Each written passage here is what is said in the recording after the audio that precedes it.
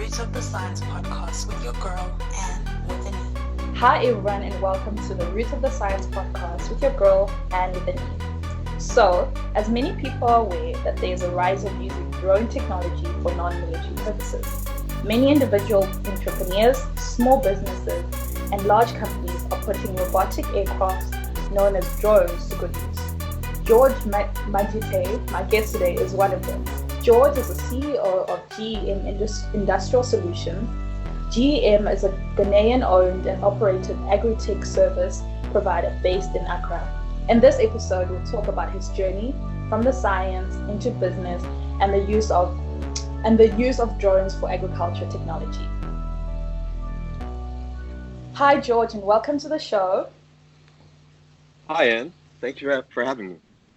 Thank you for taking the time to talk with me today. So we're just going to get right into it. So the first thing that we want to know is, for the listeners, can you just tell us a bit about yourself? Sure. Like you said, my name is George Madjitey. I'm the CEO of GEM Industrial Solutions Limited in Accra, Ghana. And I'm 29 years of age, originally from Houston, Texas in the United States. But I'm actually Ghanaian by blood. I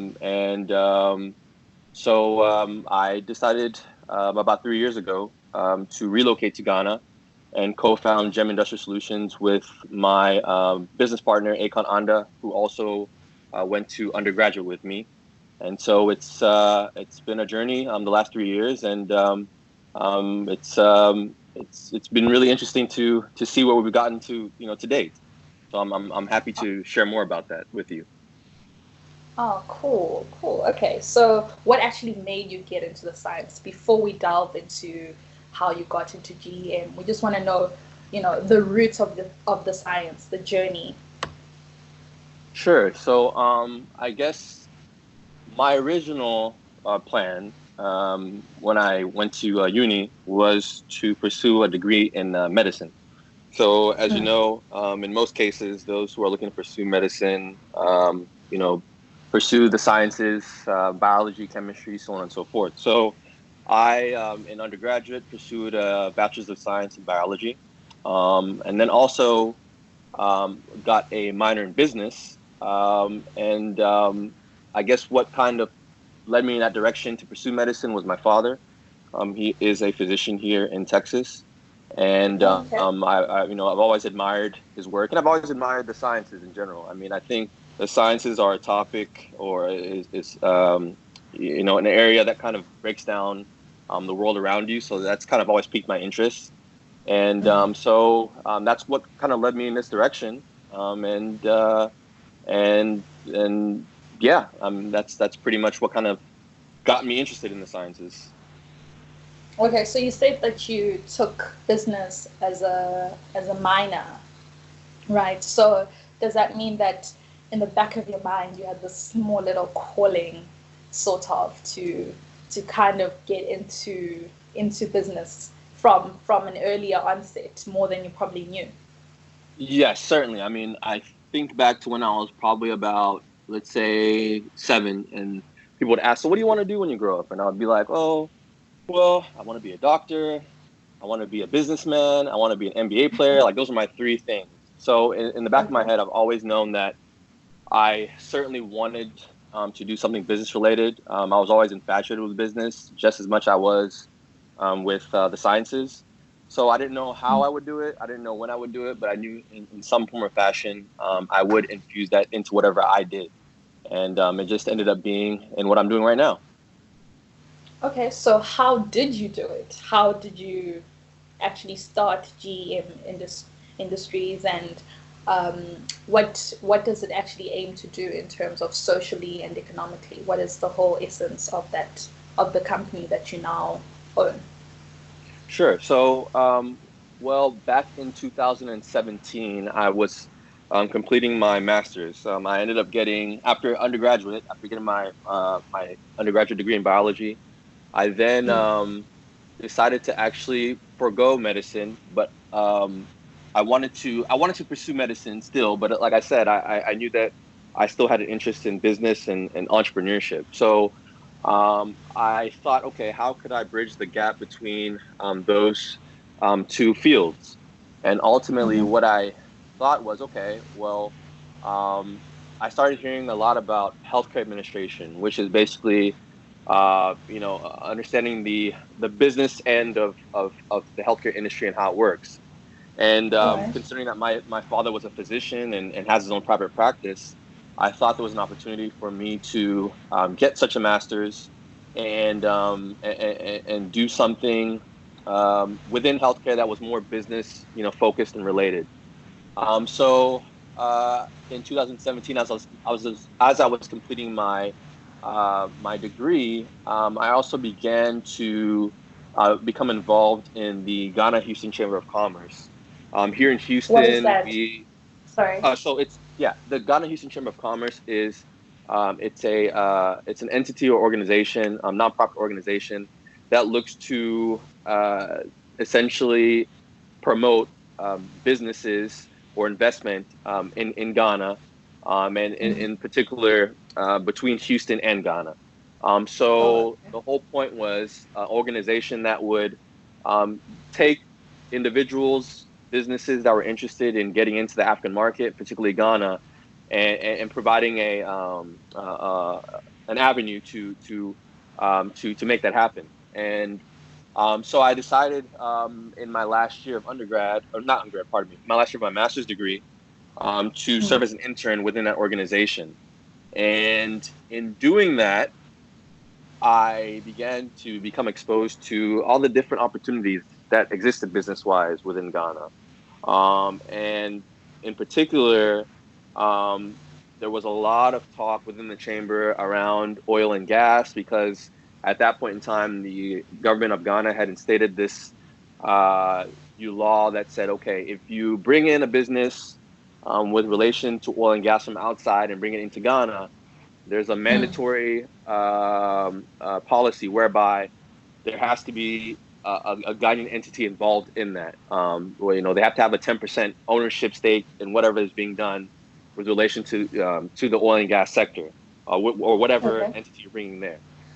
So, ironically enough, I had a friend from undergrad who had started a drone business here in Houston, and he had reached out to me and said, "Hey, we are doing work with drone technology. My understanding of drone technology was rather limited at the time. I saw drones as a Mm. thing you use to, record or take photos of events.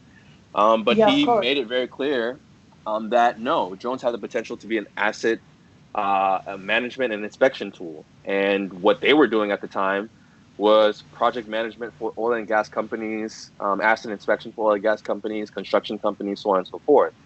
So Using as drone. I using drones, correct.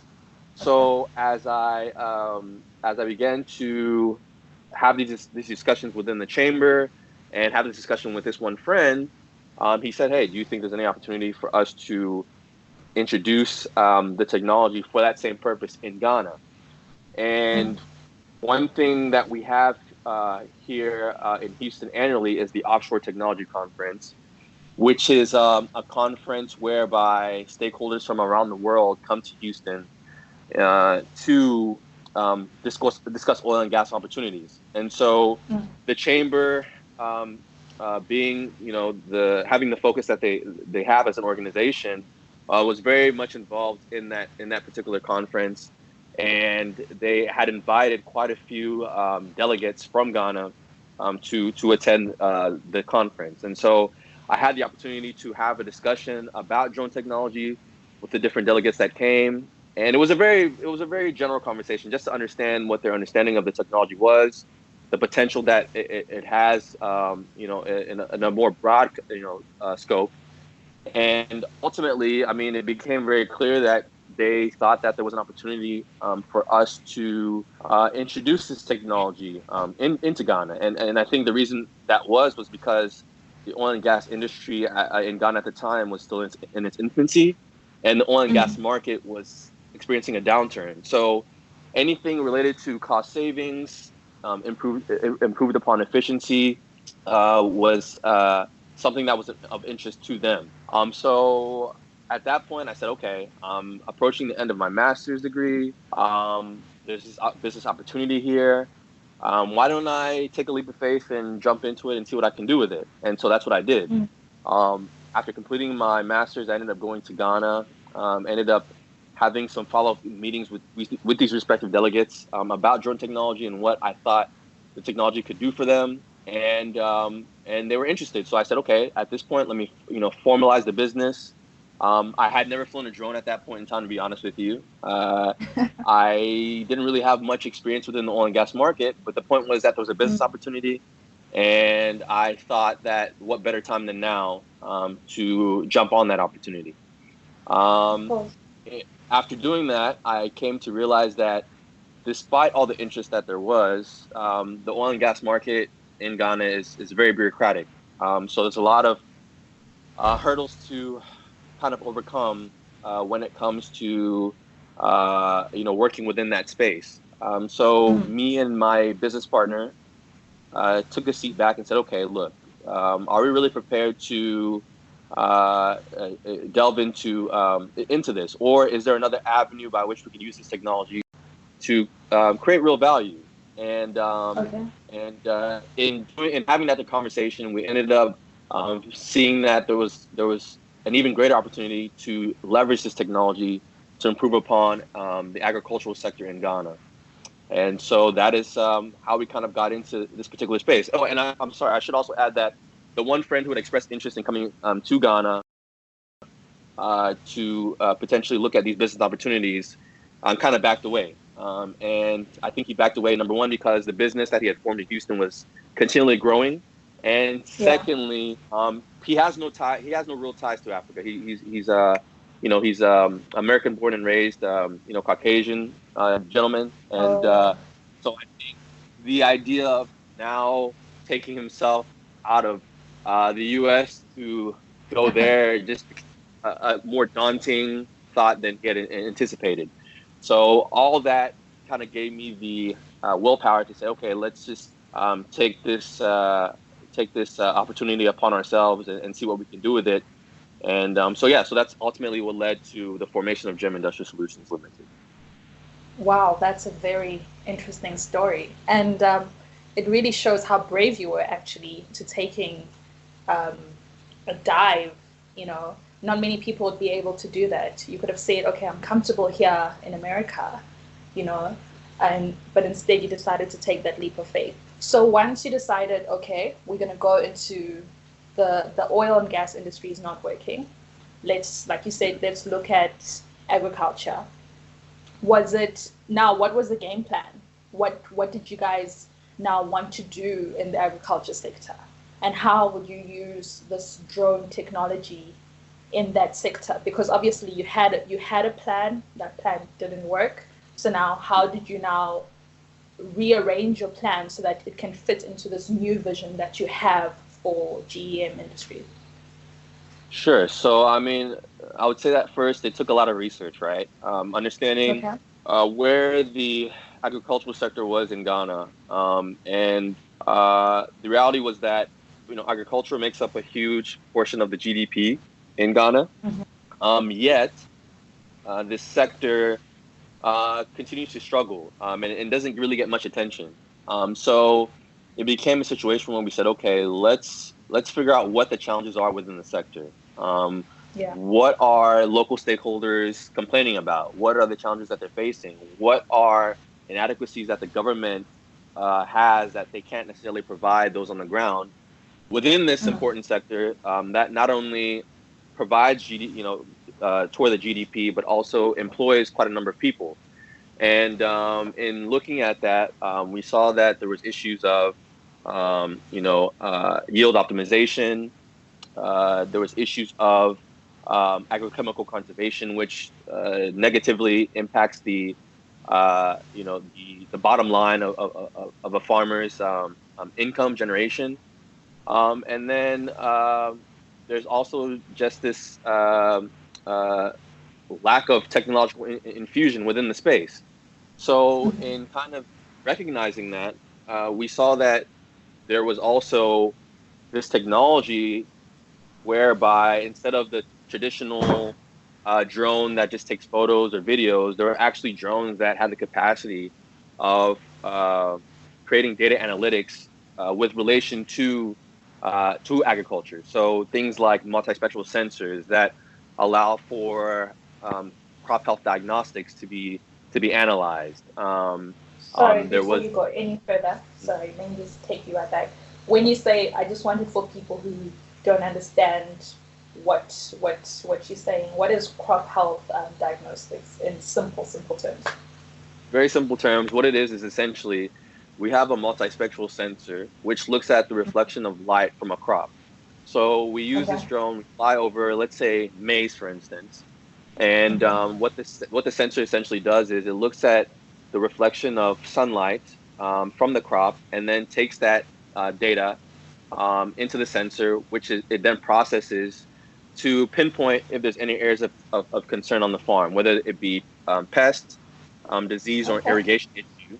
It basically spotlights that issue so that you as a farmer are able to more readily address that concern, whatever it might be. So the point is that it allows for one to improve upon their efficiency to recognize if there's an issue on your farm. Oh, okay. That's very useful. That's very useful. So, how okay, you figured out that you can do all of this stuff. How do you then take it to your farmers? Be it do you take it firstly to government? Do you take it to your major commercial farmers? I want to say, do you take it to your smallholder farmers? But because I have a little bit of agricultural background, I know that smallholder farmers obviously do not have the capital for the most basic of things. So, but I suppose this is a question for later that I want you to think in the back of your mind. How then do you take it?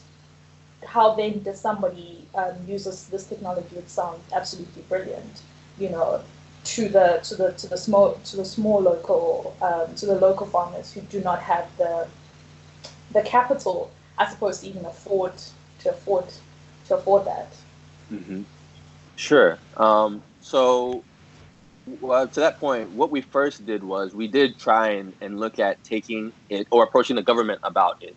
But like I said, to some extent, agriculture also is fairly bureaucratic. I mean, when we first started looking at agriculture, we were thinking we would create a service model around cocoa, because cocoa is the number one export for Ghana. And so we were thinking, okay, we could use this technology to improve upon cocoa. That's beneficial not only to the cocoa farmers, but also the government that makes a substantial amount of money off of this commodity crop.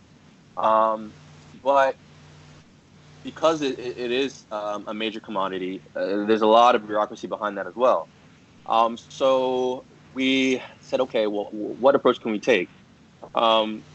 Ultimately, what happened was we did get some support from the government in that we participated in President Nana Akufo-Addo's inaugural presidential pitch competition in 2018. And that was basically an opportunity for us to pitch our idea to create a service model oriented toward agriculture. And we were one of the finalists, so we did get a bit of capital and general resource support from the government, but it wasn't the exponential amount of support that we expected we would receive, because we thought we were doing something that would really be of value. So we took that support. We then also went and looked at some of the different development organizations, NGOs, that were operating in Ghana or that had an interest in Africa. And quite a few of them had, grants that were tailored toward agriculture. And one organization in particular was CTA, the Technical Center for Agriculture and Rural Cooperation. And they, in fact, had a program that was, or a grant rather, that was geared toward the introduction of drone technology into agriculture specifically. So we applied for that grant. We were fortunate enough to be selected for it, and also got some resource support from them and some financial support from them as well.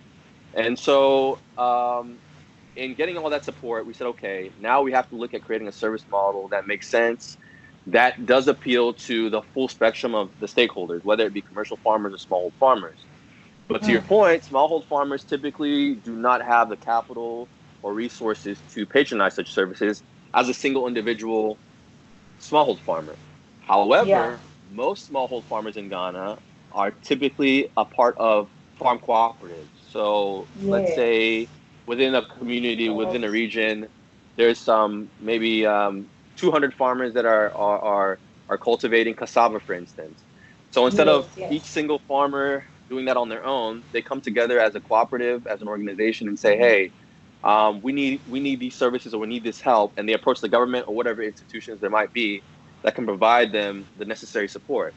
So our approach in getting to the smallhold farmer was actually approaching these different farm cooperatives about what we're doing with drone technology, educating them, understanding and engaging them to understand what challenges they're facing, and then through that creating that service model. So we kind of were all over the place for a minute. We were again looking at the government for help, not Yeah. really getting support there, and then kind of going back to the drawing board and saying, okay, how do we approach the smallhold farmer directly? Okay, approaching them directly isn't really going to work because of capital, limited capital, but approaching them through the cooperatives that they're a part of Yeah. is a viable avenue.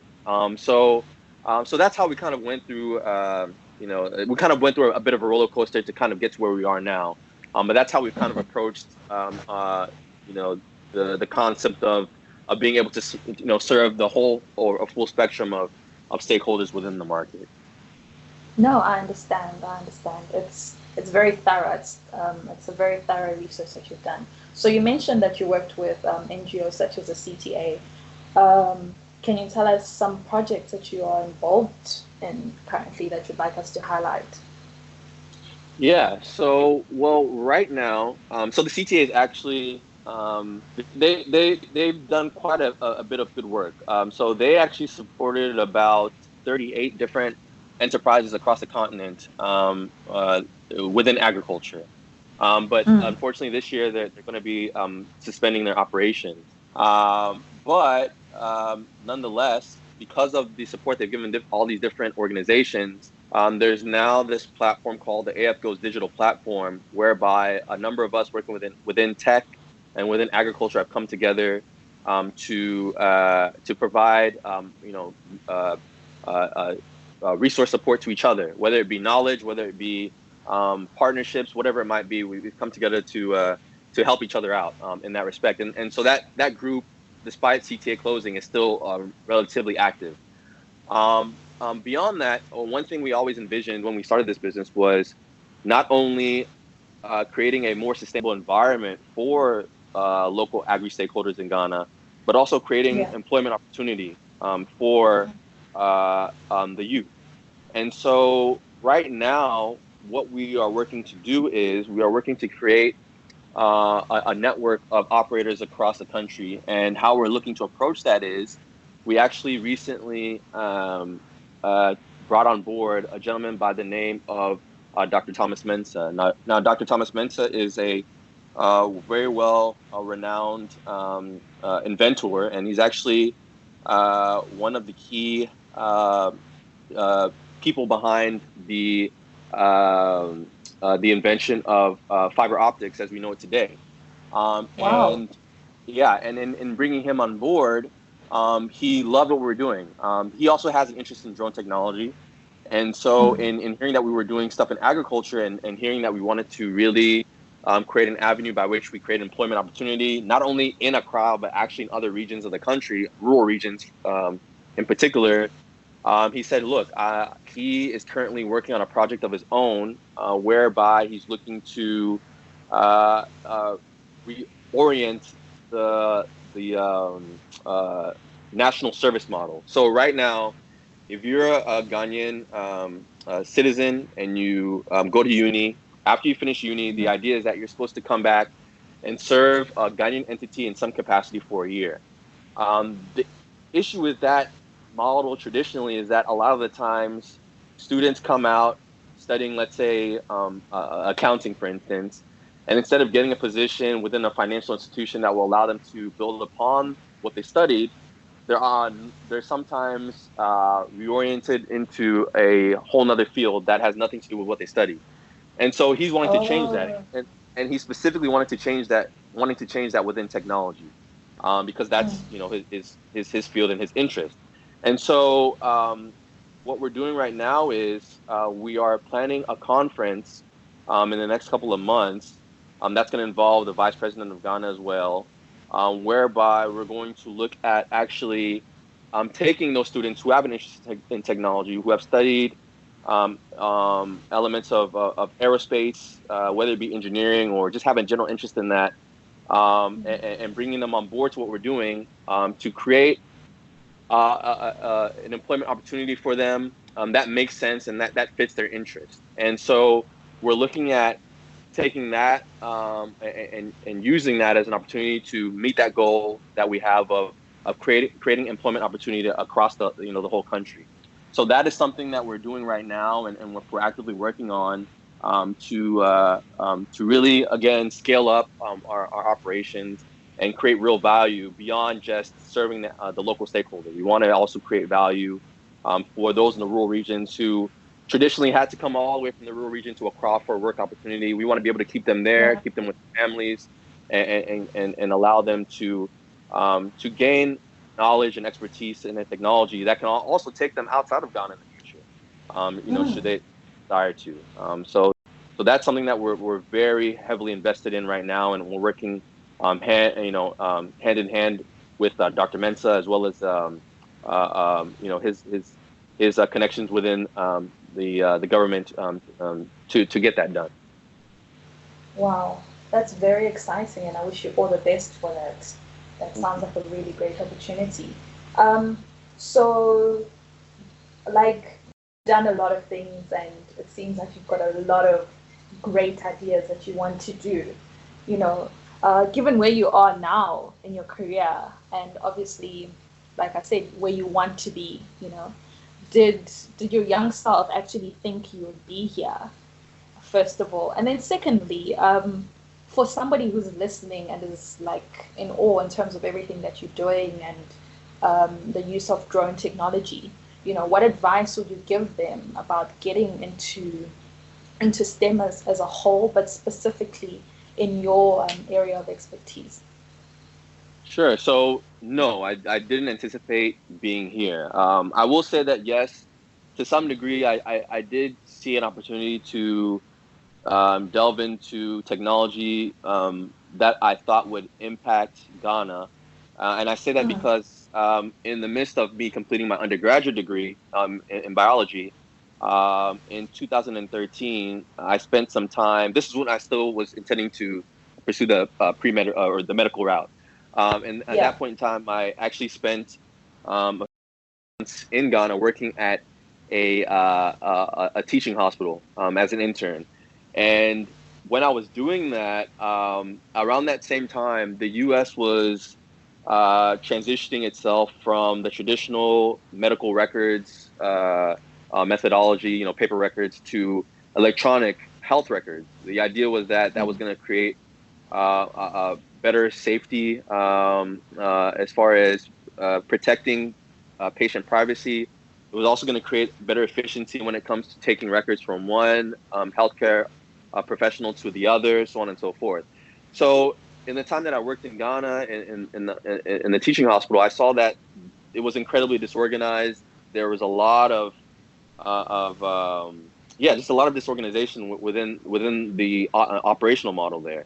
So I had actually said, okay, well, since America is looking to introduce, infuse more technology into the healthcare space, perhaps there's an opportunity to also do that in Ghana. And so that is where the idea of working within tech within Ghana kind of started. But did I necessarily anticipate getting into agriculture and ag tech? No, I didn't. So to that point, what I'll say to those with an interest in technology or with just a general interest in kind of pursuing business is just keep your options open. I mean, you never really know where life is going to take you. Again, none of my educational background was in tech per se. None of my, it just wasn't really something that wasn't in agriculture either. It just wasn't a space that I really necessarily envisioned I'd be in. But in having discussions and in being open to opportunities and understanding what challenges are present within the world, I mean, I'm so excited to be in the space I'm in because, climate change is a big conversation, food scarcity is a big conversation, and now I feel like our enterprise is playing an active role in creating solutions to address those concerns, right? And so my advice would be keep your options open, find something you're passionate about. In some form or fashion, it may lead to a career. It may lead to a career that you aspire to. It may lead to a career that you don't necessarily envision for yourself. But nonetheless, if you keep your options open, it could lead to something that is fulfilling. And ultimately, I think STEM as a field is interesting in that it creates an opportunity to find solutions to some of the world's biggest problems. And so that's why I'm so passionate about it, and I'm so passionate about what you're doing and what some of these different organizations are doing to highlight those of us in STEM, because I think our stories need to be heard more. And I think those stories are gonna be what encourage others to pursue such career paths and such passion. Definitely. I mean, it's listening to your story. This is why I do what I do. I want somebody to listen to your story, like you said, that you didn't intend to be where you are. You had a plan, but being open to opportunities has led to this really amazing avenue. And I wish you nothing but the best for all your future endeavors and all the amazing things that you plan to do, not only for yourself, but for the other people in Ghana and hopefully for the world. And I'm sure people who are listening here will be very keen to keep an eye out for you and to just see what you're doing. So thank you so much for your time. And I hope that there are people out there who just get inspired by your story, to just go out there and be open to opportunities. I think that's the best way to even say it. So to everybody out there who's listening, be open to opportunities. And thank you so much to everyone for taking the time to listen to the Root of the Science podcast with your girl and with an E. Until next time, bye.